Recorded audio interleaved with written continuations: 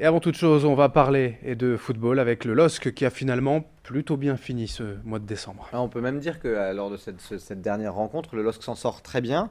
Un mené 1-0 depuis la 12e minute. Les Lillois ont poussé pour finalement égaliser en toute fin de rencontre, à la 87e par l'intenable Sofiane Bouffal. Alors si Mavouba a été un peu décevant sur ce match, Balmont et surtout Sidibé ont été vraiment convaincants. Enyema dans la cage lilloise a été encore excellent et a permis aussi ce match nul, un partout, qui place le LOSC avant la trêve à la 11e place. Alors on peut regretter qu'il n'y ait pas eu un succès parce qu'en faisant les petits calculs, en comptant le goal average, une victoire du LOSC face à Toulouse, même d'un but, aurait permis au LOSC de passer les fêtes à la 8e place de Ligue 1 devant Lorient.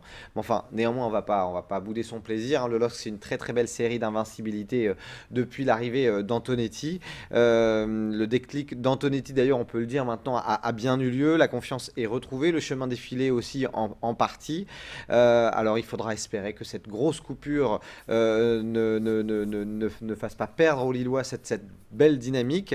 Le retour en championnat est prévu pour le 10 janvier, avec la réception de Nice. L'objectif, peut-être, ce sera le top 5 de la Ligue 1 lors de la deuxième partie de saison. En tout cas, le LOSC, au regard de ses dernières prestations, semble en avoir les moyens. Et puis en plus, je vous coupe, mais le championnat est tellement ouvert en fait que le top 5 est finalement accessible malgré ce début de saison raté. Oui, puis on peut se dire que les bonnes surprises du championnat vont peut-être doucement s'essouffler, comme Caen, comme Angers. En tout cas, il y a peut-être un coup à jouer pour les joueurs de Frédéric Antonetti. En tout cas, à minima, s'installer dans la première partie du classement de Ligue 1, ce serait bien. En Coupe de France, Lille affrontera Amiens, c'est une équipe de CFA. Ça, ce sera le dimanche 3 janvier. Et ces deux prochaines rencontres auront donc lieu un dimanche et toutes les deux à 17h. À 17h à Amiens le 3 janvier pour le match de Coupe de France et à 17h le dimanche 10 janvier pour la réception de Nice au stade Pierre-Mauroy. En Ligue 2, une bonne dynamique également pour le RC Lens. Ouais, on n'arrête plus le Racing. Victoire 2-0 contre Bourg-Péronas. Décidément, il est très fort cet Antoine Camboiré. On le voyait mal parti en début de saison avec une équipe qui semblait même pas avoir le niveau de la Ligue 2. Et finalement, au fur et à mesure des journées, au fur et à mesure des différents réglages opérés par l'entraîneur calédonien, eh bien, le Racing aujourd'hui possède 29 points et n'est qu'à 2 points du podium, Adrien. C'est ça qui est incroyable. Inespéré il y a encore quelques semaines, quelques mois. Le visage du jeu lensois n'a plus rien à voir avec celui du début de saison. Et puis, bon, c'est encore un petit peu tôt pour parler de remontée en Ligue 1, mais en tout cas, le RC Lens semble avoir des arguments pour jouer les premiers rôles de la Ligue 2 désormais. En tout cas, une belle dynamique qu'on espère bien sûr voir se confirmer à la rentrée 2016. Dans l'autre club nordiste, Valenciennes, c'est un peu plus poussif. Ouais, c'est un petit peu l'inverse du Racing Club de Lens. Valenciennes qui a eu une bonne période en début de saison et puis là qui est en train de clairement rentrer dans le rang avec ce match nul un partout contre le Paris FC, alors que VA avait un cruel besoin de points en cette fin de première partie du championnat. Résultat, Valenciennes est 17e, 2 petits points seulement au-dessus de la zone des relégables. Attention pour les hommes de David Lefrappert. La reprise en Ligue 2, ce sera à Auxerre pour Valenciennes, tandis que Lens ira défier le Red Star, ce sera donc début janvier. Un mot quand même encore pour terminer la page football avec un joueur qu'on connaît bien qui a brillé en Bundesliga. Oui, un ancien Lillois, Salomon Kalou, qui avait connu des débuts un petit peu mitigés avec le Hertha Berlin. Et puis finalement, ce week-end, 9e réalisation pour Salomon Kalou lors de la victoire du Hertha Berlin face à Mayence. Et du coup, c'est un beau rebond pour le joueur l'ancien joueur du LOSC, pardon. Voilà, on le salue, on donne des nouvelles des anciens du LOSC. On ferme cette page football, on ouvre la page basket.